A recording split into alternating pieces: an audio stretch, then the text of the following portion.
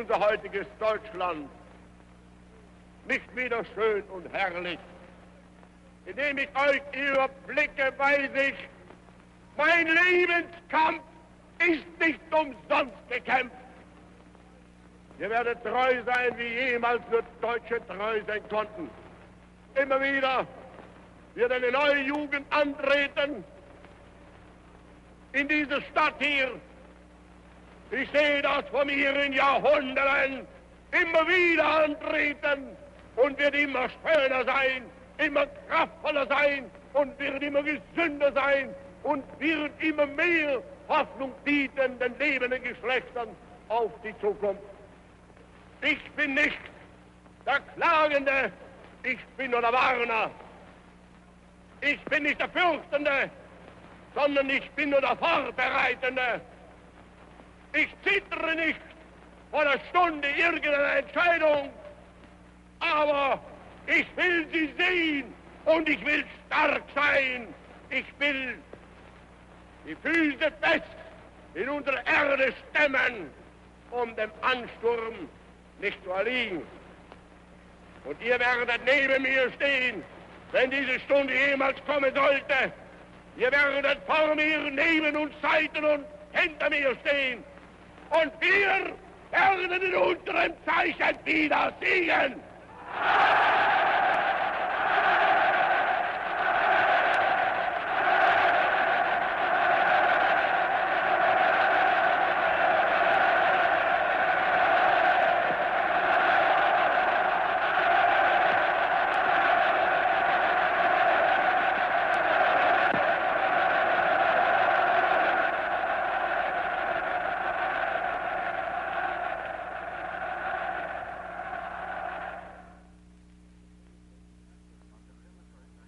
On September 1st, 1939, the German armed forces crossed the Polish frontier.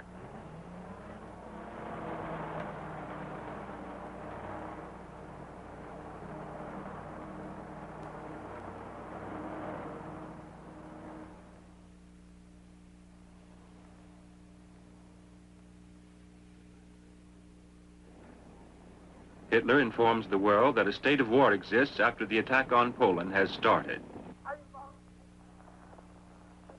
Habe ihn nie kennengelernt. Es heißt Kapitulation. Und ich möchte daher jetzt der ganzen Umwelt gleich versichern, ein November achten wir sie niemals während der deutschen Geschichte wiederholen. Great Britain and France do their duty as Poland's allies and declare war on Germany. For the first time, Hitler is faced by a united front.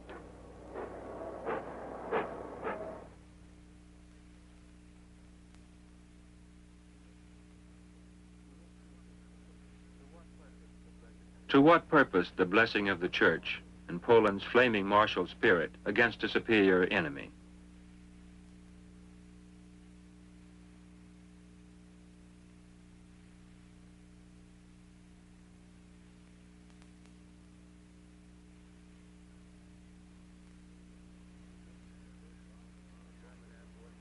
The German Air Force bombs trains on the way to the front and destroys aircraft on the ground.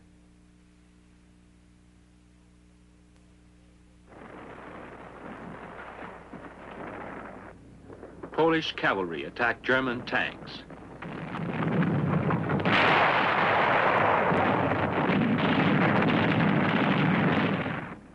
Hitler's Stukas bomb a station.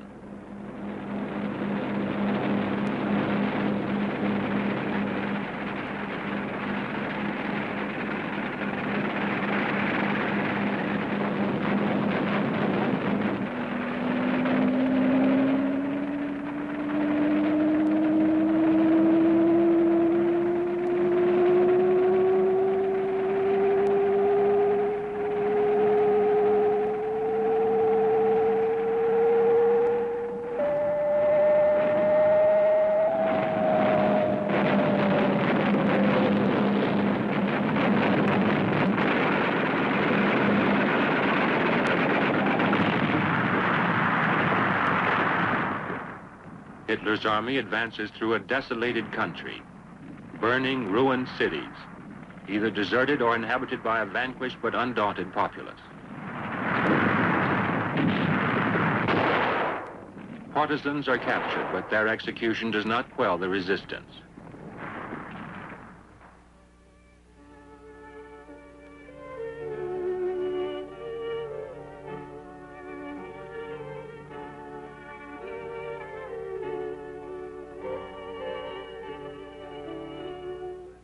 The devastation spreads far and wide. Bridges are blown up, Polish forces encircled.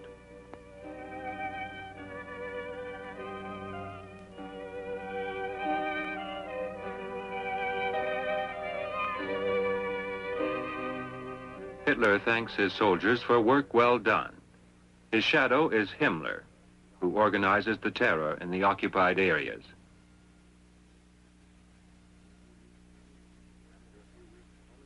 After a few weeks, only the capture of Warsaw remains.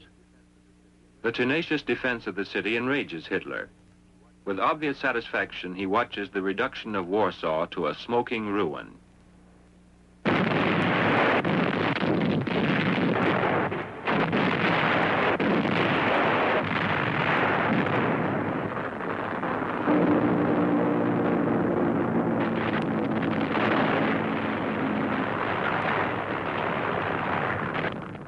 For the first time, the world realizes the fate of civilian populations in total war.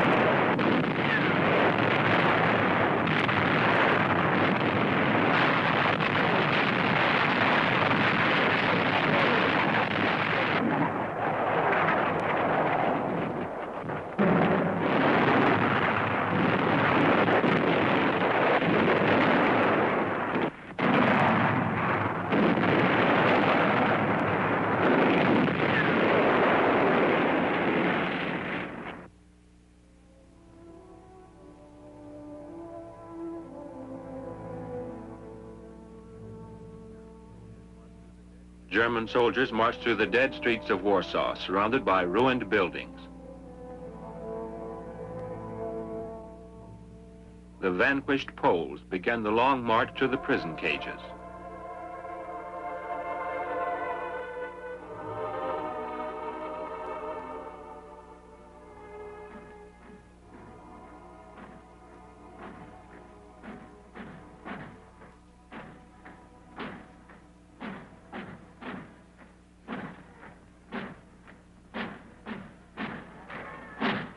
A victory parade is organized for Hitler.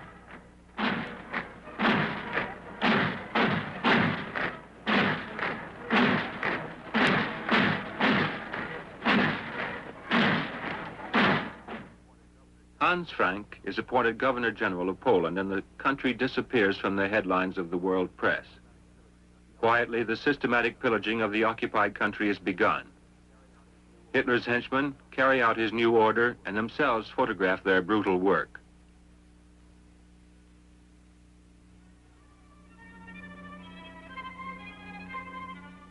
Market day in a small Polish town.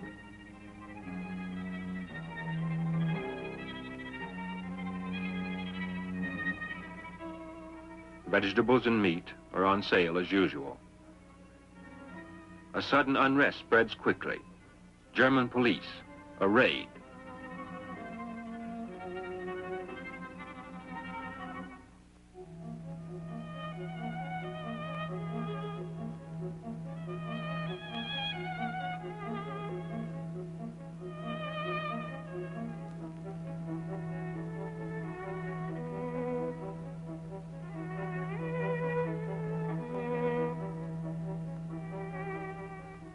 Jews must wear the Star of David on their arms, not carry it in their pockets.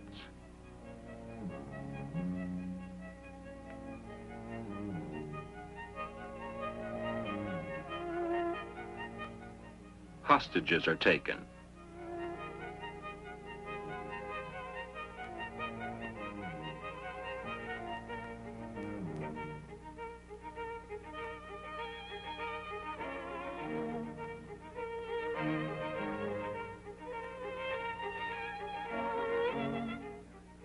The police car which carries them away is already part of the daily scene.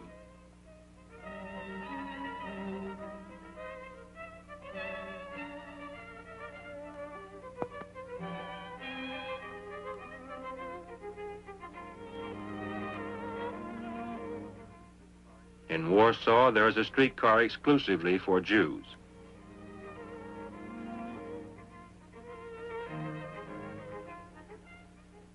In October 1940, a district 1.5 miles square is transformed into a ghetto. 240,000 Jews and 80,000 non-Jews live there. They must now move to make room for hundreds of thousands of fresh Jews dragged here from all over the Reich. To begin with, there are 6 people to a room, but the number soon rises to 13.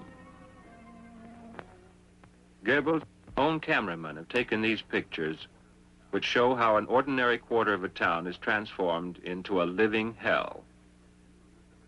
It was his intention to use them as propaganda, but he gave up the idea for fear that people would feel sympathy for the victims. The barbed wire round the prohibited area is soon replaced by a wall, behind which the Jews are herded like defenseless animals in a cage. The streets are crowded with people who once lived normally and are now transformed into starved bundles of rags. They are allotted 200 calories a day. Frank reduces the ration further. He realizes that this means increased mortality in the ghetto, but he explains that this war means the extermination of the Jews.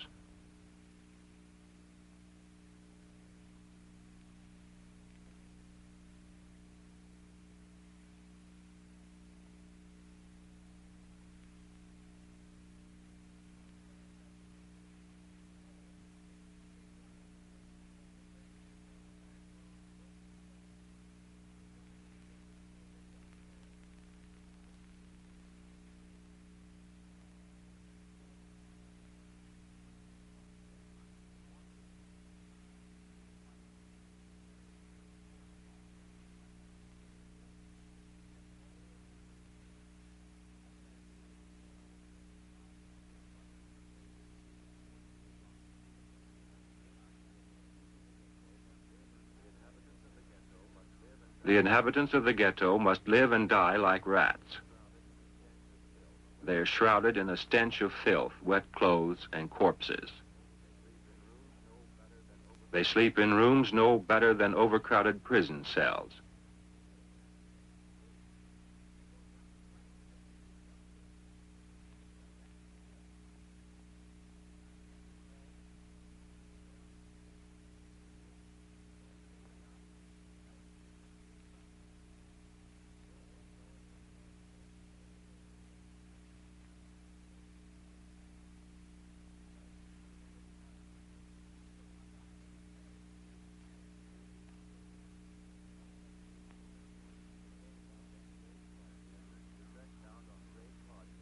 Stretched out on gray cardboard and hay mattresses, they await death as a savior.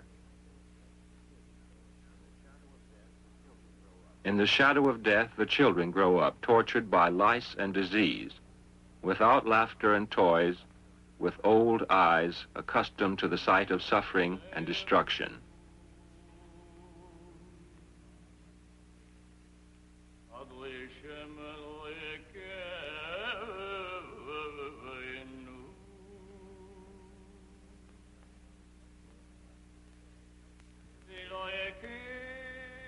Death casts its shadow over the children's tenderness.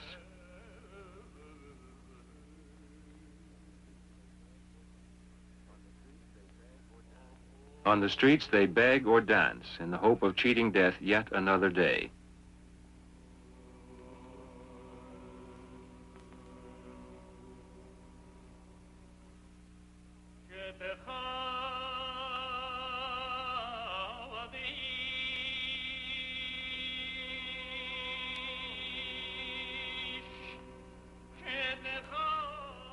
Famine's guards at the ghetto walls are merciless. A little girl from the ghetto said to her father, "I wish I were a dog. The guards don't beat dogs."